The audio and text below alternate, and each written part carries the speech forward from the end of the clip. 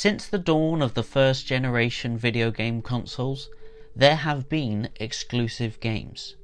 As computers have improved and console platforms have come and gone, there have been countless games developed for and delivered on a single device, for any number of reasons. And so long as video games exist, you can bet there will still be exclusives in one form or another. Lately though, it's clear that the way publishers view exclusivity is changing, largely catalysed by the ballooning cost of developing AAA games and stagnant market growth. The discourse around exclusivity too has become increasingly bizarre and hostile, exemplified by the response to Xbox's decision to bring some of their previously exclusive games to PlayStation 5 and Nintendo Switch. While this is obviously a very complicated and nuanced topic to discuss, I firmly believe in the end that the shift away from big budget exclusive games is a good thing, for one key reason.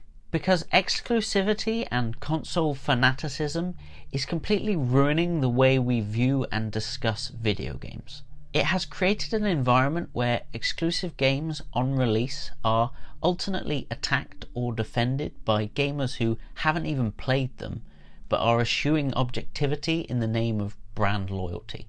Personally, I'd prefer we got back to a place where we can consider each game based on its own merits and failures, rather than what platform it's releasing on. Of course, the shift will never be that simple, and I don't think we'll ever see exclusives go away altogether. But it's clear that change is coming, and in a big way. When we talk about exclusivity these days, we're almost always talking about one of the big three: PlayStation, Xbox and Nintendo.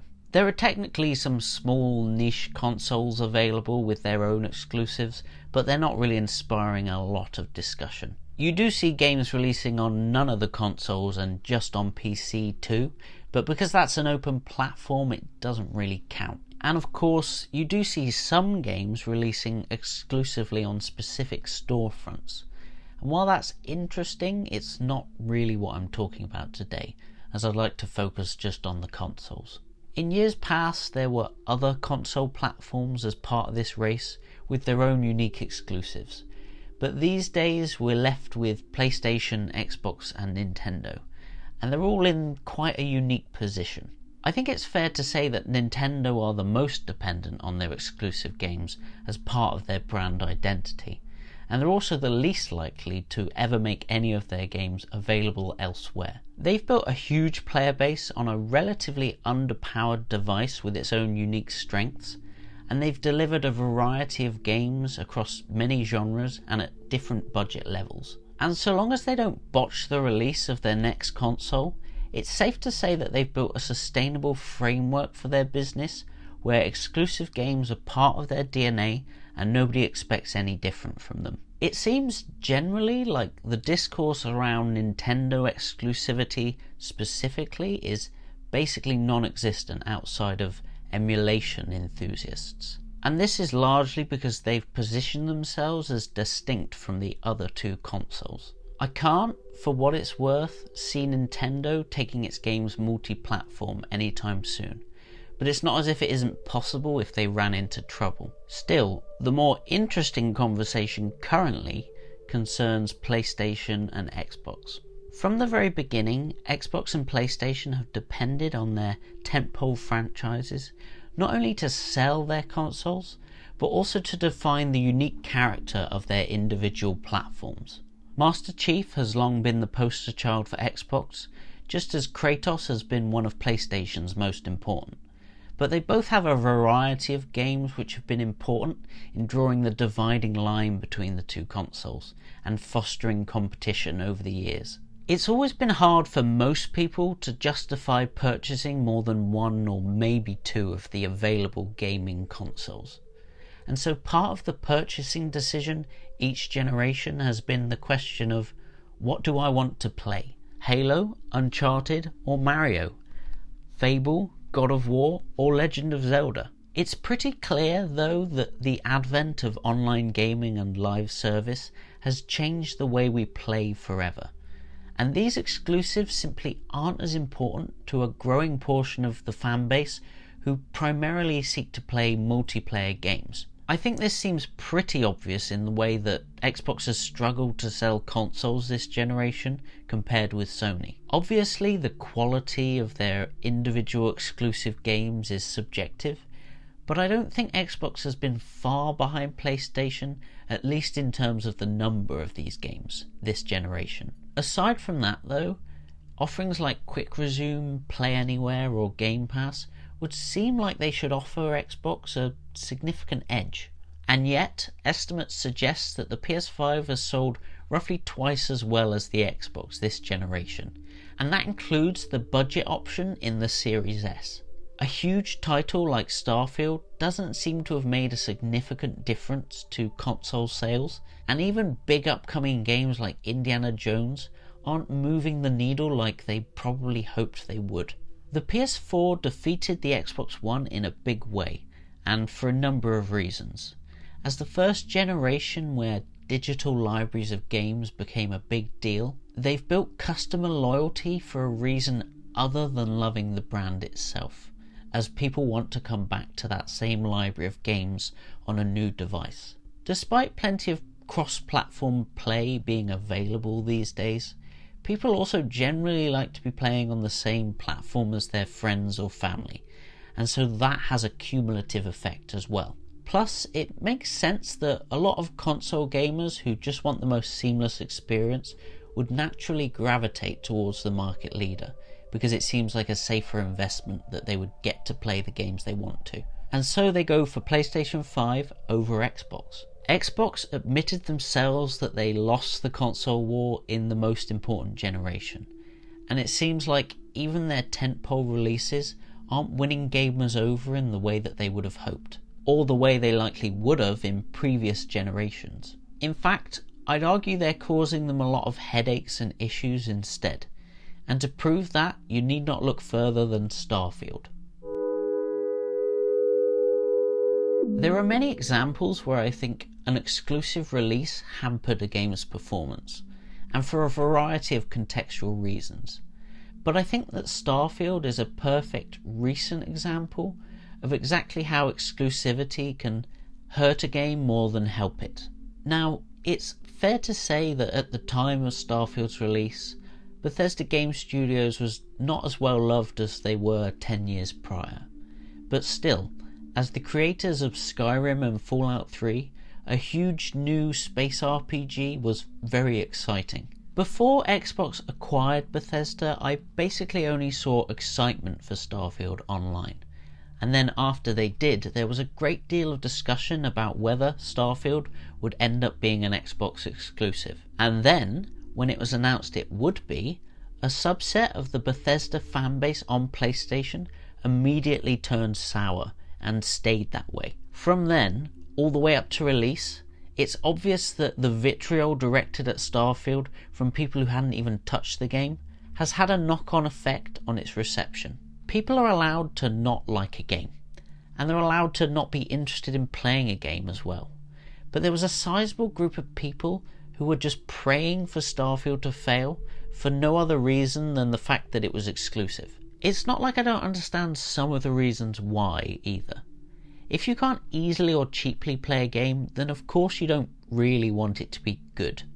That just makes sense. It's hard to say how many people were against Starfield purely because they didn't have an Xbox or a well-spec'd PC, but it doesn't fundamentally make sense to me that anyone would be predisposed to hate a game so much unless they wanted it to be bad to justify their choice of console.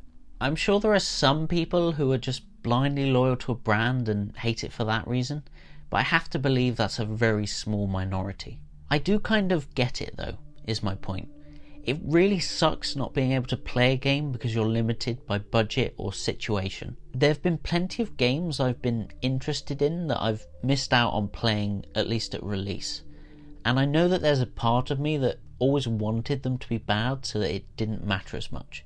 I would never ascribe the success or failure of a game purely to exclusivity.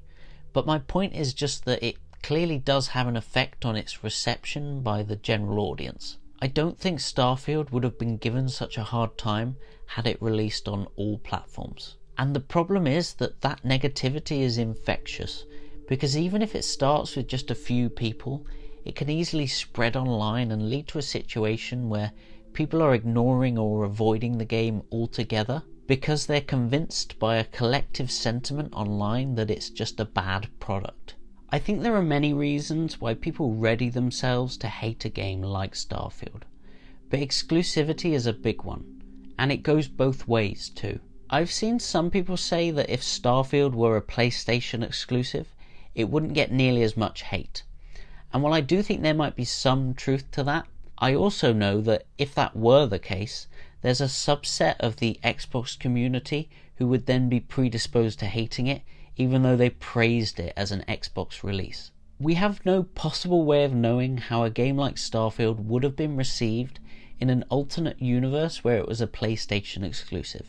But it's not unreasonable to suggest that in either case there will be people who hate it without playing it purely because of the exclusivity. The major difference really is just that there aren't as many Xbox-only gamers as there are people just on PlayStation 5. And with more people on your platform, there's more people to get upset when a game doesn't come to them. I'm not convinced the critical reception to Starfield would have been hugely different if it had been on PlayStation, because I think it was generally pretty well received by critics overall. Though it's fair to say that there are some reviewers with console biases, which meant they would have reviewed the game better or worse if it had been a PlayStation exclusive. I wouldn't like to pick out any particular outlets, but it's clear that they're not all totally impartial. I can accept too, even as someone who loved Starfield, that it isn't as objectively great as a game like Skyrim, and so probably isn't deserving of as much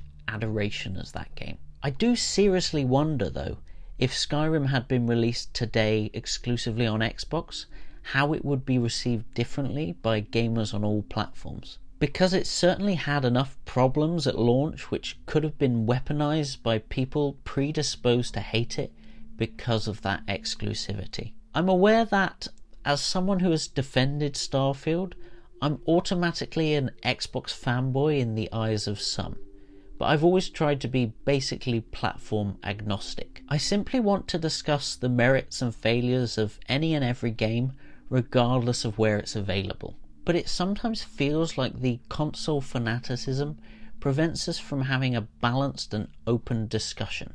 Microsoft has to be looking at the response to a huge game like Starfield and wondering whether the constant negativity is possibly worth the benefits of exclusivity. And so their tactics are obviously changing. If exclusives can't provide them an edge, why even have them? When rumours first began swirling that Xbox was bringing some of its major exclusives over to PlayStation, the Xbox community had a collective meltdown, and it's not hard to see why. People felt, in a sense, like Xbox was throwing in the towel, like their loyalty throughout many difficult years for the brand had ultimately come to nothing. Despite being part of a trillion-dollar company, Xbox has felt like the underdog to many, ever since they botched the launch of the Xbox One. And those who've been there since the beginning always wanted to believe that they could fight their way back to the top. Making their exclusives multi-platform, even if it's just smaller titles like Pentiment and Grounded, does feel a little bit like Xbox giving up. But Microsoft are playing a different game now. Ultimately, Phil Spencer and his team, for as affable as they are business people who have to make decisions that are best for the company, and not for the idealized version of the platform that many people have in their heads. The key thing with exclusive games, I think, is this. Exclusivity might gain a game favour with one group of people, but it will always upset another group. This simply doesn't happen with multi-platform games.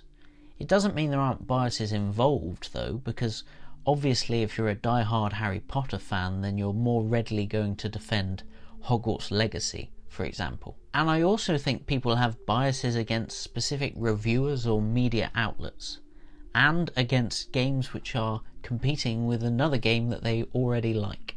Obviously, there are still biases, but the one I see the most, the one I think is the most impactful on the discourse around any game, is console fanaticism around exclusivity. It seems then like Xbox might be gearing up for a world where they release their games wherever they can. And realistically, I think this will help the public perception of what an Xbox game is. Sea of Thieves, Grounded, Pentiment and Hi-Fi Rush are all really great games in their own right, but arguably haven't received the attention they deserve on the Xbox platform. Now though, as everyone gets to play them, it's a small step towards repairing the wider public image of Xbox as a publisher and therefore as a brand. If Xbox was to go down a route where they held exclusivity of their published games for a year before releasing them to a wider audience, would that be enough to justify the existence of an Xbox console while helping to avoid negativity around their releases? Maybe, especially if they always remain available on Game Pass, but it seems like Xbox are trying a number of new things to stay relevant. There are rumours that Xbox is considering bringing competing storefronts to their console, like Steam for example, which would be insane. It would essentially bring the Xbox closer to a PC experience, while still being a seamless, well-tuned box. And in theory it would be great for gamers to have more price options and hence cheaper games overall, as well as a consistent library of games across two different storefronts. Still, this would be such a seismic shift that it's hard to tell whether it would be a good or bad thing for Xbox in the long run. You can see what they're thinking though. People care about where their digital libraries of games are, and so this could possibly attract a lot of Steam users over to Xbox. Xbox is also increasingly building out its future around Game Pass, which is obvious in the way they changed the classic Xbox Live branding into Game Pass Core. It might be for Microsoft, who have always hinted that they want every screen possible to be a portal to Xbox, that having Game Pass is enough, and widening the availability of that service to reach more gamers is the end goal. Or maybe Xbox believes that being the more budget-friendly, accessible option is their best bet, in a world where gaming is becoming an increasingly expensive hobby. It wouldn't surprise me to see them push cheaper consoles like the Series S as part of a subscription package to lock you into Game Pass contracts for longer. After all, Microsoft is all about subscriptions these days, so it would only make sense for them to try and increase the earning potential of Game Pass by more regularly trying to bundle consoles in with that service. I think the risk that Xbox takes in pushing a subscription like Game Pass so heavily is that players will never build out a library on Xbox which would maintain their loyalty down the line. As far back as the launch of Game Pass, it was clear that Xbox was playing a different game to try to win players over. They want more games in the hands of more gamers, and they're not strict about how they achieve that goal. It seems admirable in a way, because I think more games accessible to more people is an unequivocally good thing. Of course, we have to remember it's not as entirely noble as that, as it's just as much about finding more paying customers to support growth within their business. Sony's goals are not much different. They want that growth too.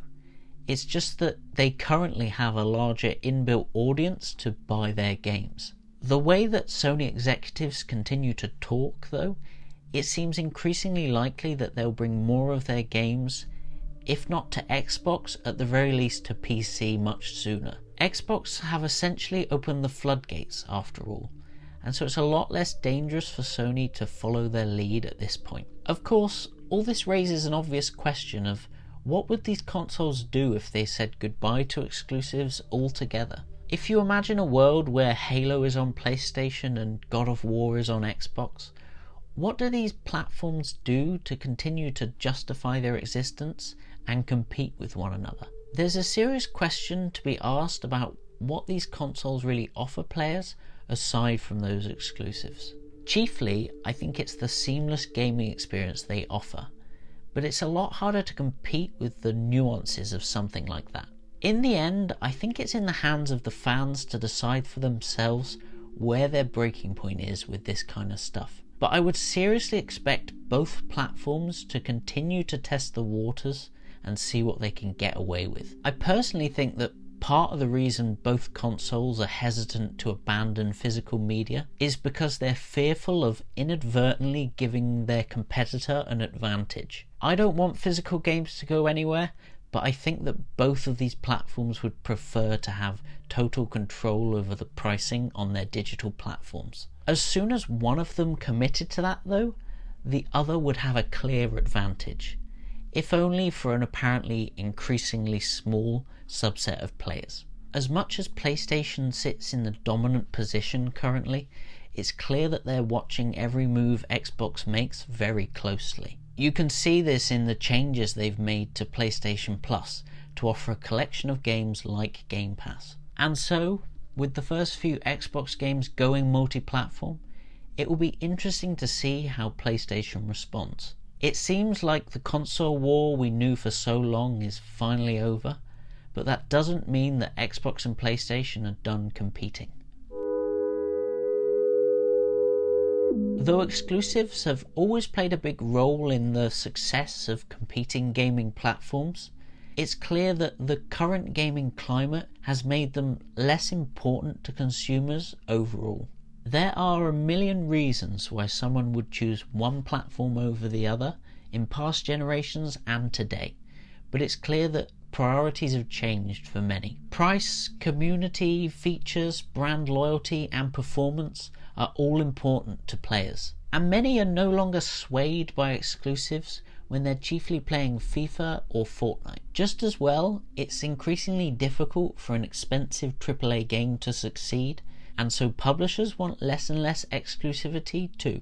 And in the end, I'm okay with exclusivity going away, because I truly think it's hurting the way we review and discuss games. I'd prefer a world where anyone can play any game they want, and we can discuss those games in an open and straightforward way without having to tiptoe around aspects which could upset fans on either side of the platform divide. It only raises the question of what these consoles can do to distinguish themselves without exclusives, because it would certainly make owning all the consoles close to pointless. I know there are some who have stayed loyal to Xbox, Nintendo or PlayStation for so long that defending their platform is really important to them. There are people who love Xbox and hate that it feels like its identity is slipping away. I personally don't think there's anything wrong with loving one console over the others, just like I think it's okay to love one game developer over the rest.